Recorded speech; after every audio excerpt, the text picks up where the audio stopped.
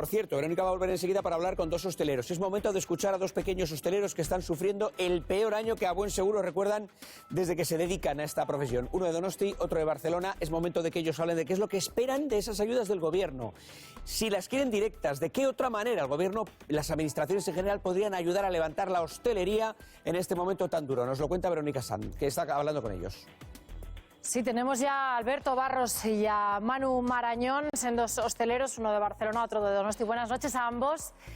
Un placer teneros aquí para hablar de vuestra situación. Vamos unos minutos a publicidad, pero antes, Manu, que estás ahí también para contarnos tu historia. Manu regenta un negocio histórico en Donosti, 118 años de historia, pasándolo muy mal ahora, pero con ganas de reflotar. Unos minutos, hablamos contigo, Manu, volvemos aquí en Sexta Noche. Hasta ahora. Perfecto, hasta ahora. La 1:59, casi las 2 de la madrugada, aquí en Sexta Noche, a punto de conversar. Hemos dejado, recuerden, a Manu Marañón, un hombre que está regentando un negocio histórico en Donosti, un negocio familiar.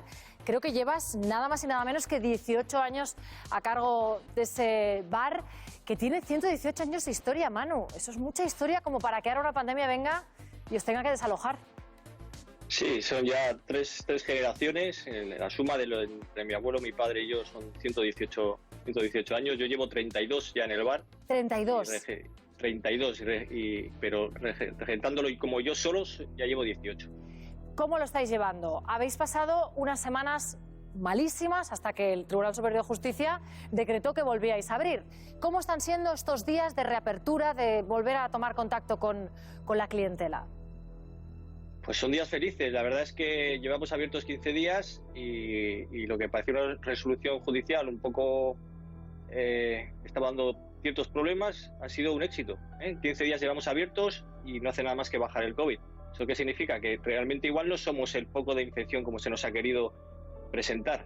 Podemos ser parte del problema, pero con el mismo nivel que pueden ser muchas, por ejemplo, grandes superficies, colegios. ¿Por qué solo la hostelería? ¿Por qué siempre se centra el tema en la hostelería? Es que es algo que no entendemos. Claro, ahora tenéis la constatación. Se ha abierto por la decisión judicial y los datos no han empeorado en Euskadi, en absoluto. Exactamente. O sea, que somos parte del problema, pues como cualquier otro sector, pero nos hemos sentido un poco como una caza de brujas. En el siglo XIV o XV, cuando no se sabía qué pasaba porque la gente se moría, se pedía a los regentes que hiciesen algo. ¿Y qué hacían? Quemaban gente en la plaza popular. Y así nos sentimos un poco nosotros. Pero Manu, si ahora, por ejemplo, empiezan los datos a empeorar, han pasado justo 2 semanas desde la reapertura, me dicen que esa bajada se ha ralentizado, ojalá se quedara estancado, no vuelva a subir. Si vuelve a subir, ¿crees que deberíais volver a tomar alguna medida vosotros? Hombre, nosotros, por ejemplo, lo que abogamos, por ejemplo, nosotros del Bar Chepecha, son las medidas sanitarias extremas, ¿vale? Una hostelería segura. Todo lo que habéis estado hablando allí, nosotros lo aplicamos desde hace muchos meses. Nuestros camareros han estado en contacto con la gente desde el día 1 y ninguno ha estado contagiado, ¿vale? Nosotros tenemos medidores de CO2, vigilamos la calidad del aire. Esas puertas que ves ahí abiertas están abiertas incluso cuando hace 3 o 4 grados. O sea, estamos trabajando a 7 o 8 grados. Sí. Trabajamos con mascarillas, limpiamos las superficies hasta que se nos agrietan las manos. Y no hemos tenido ningún contagio. O sea, nosotros sentimos que nuestro entorno es 100% seguro.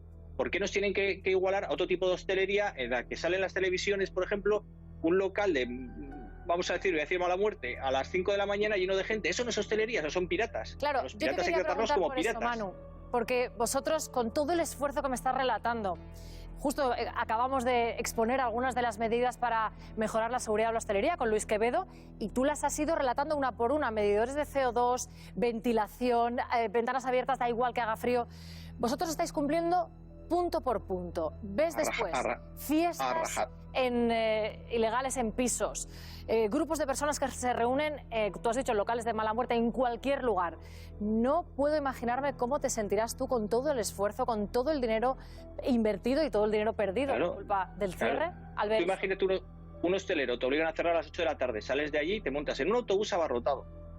Mi hijo come en el colegio y en el colegio comen 200 niños sin mascarilla y nadie se lleva las manos a la cabeza. Luego se monta en un autobús abarrotado y su padre tiene... Yo, por ejemplo, me voy a un centro comercial y me ha pasado ir a comprar unos tornillos a un centro comercial grande y tener que irme 70 personas en la cola con la mascarilla colgando por aquí. Digo, esto si pasase en mi bar, me habrían clausurado. Digo, ¿por qué se hace la vista gorda con unos sí, con otros no? ¿Queremos bajar la curva? Pues si queremos bajar la curva de verdad, no cierra la hostelería, ciérralo todo, lo bajamos a lo bruto, de verdad. Pero la hostelería es lo que se ve, lo que se palma en la calle. Tú cuando sales a la calle, ¿a quién ves? Ves al hostelero, ves la terraza, pero no ves una fábrica en la que trabajan 1.500 personas y se cambian todos en el mismo vestuario. Eso no se ve.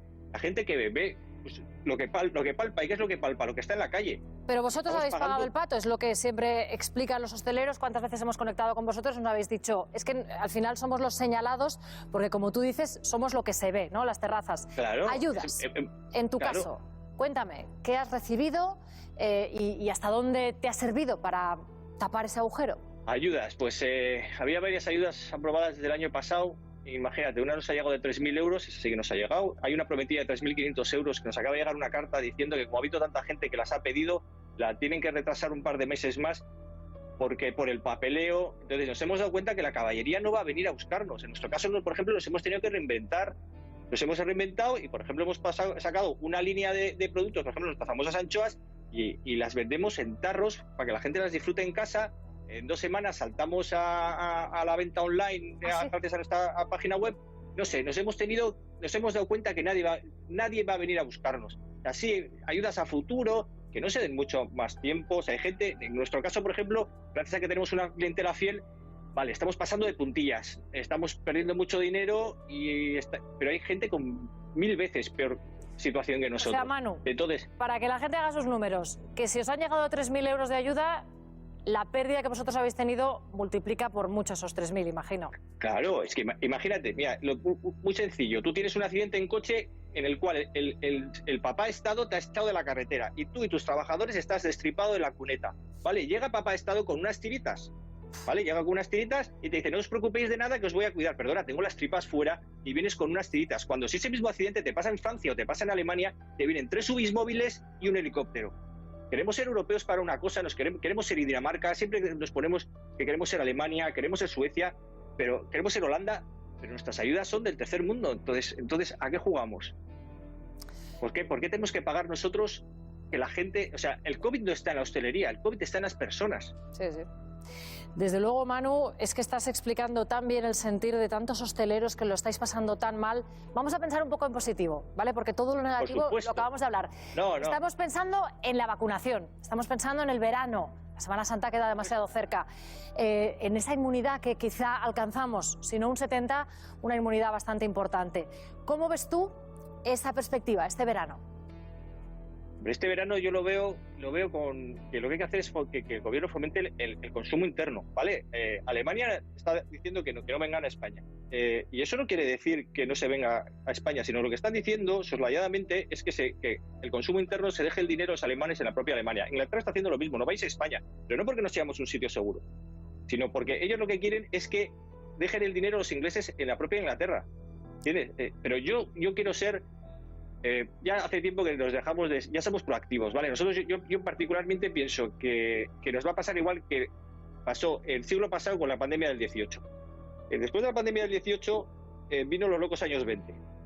La gente se dio cuenta de que había muchas cosas por vivir, que había que vivir el día a día y disfrutar. Estoy convencido que en cuanto esto empiece a bajar, las vacunas están funcionando, estamos viendo que no hay una sola persona por encima en las residencias. Me parece que venía el dato ayer. No hay ninguna persona en las residencias que se ha puesto enferma ni ha fallecido. Las vacunas funcionan. Cuando empieza a entrar, como parece que estamos en un cuello de botella, que no entran suficientes vacunas y que a partir de abril, mayo va a haber, yo estoy convencido que la mejora del tiempo, porque está claro que la gente hace vida en la calle y no se contagian, el 85% de los contagios son dentro de las casas. Entonces, yo estoy convencido que si juntamos el tiempo con vacunas, van a venir tiempos mejores seguro. Y hay que, con ilusión, Manu, salir de esta seguro. Si tu negocio lleva 118 años en pie, no va a poder con él esta pandemia, y menos con esa actitud y con esas ganas.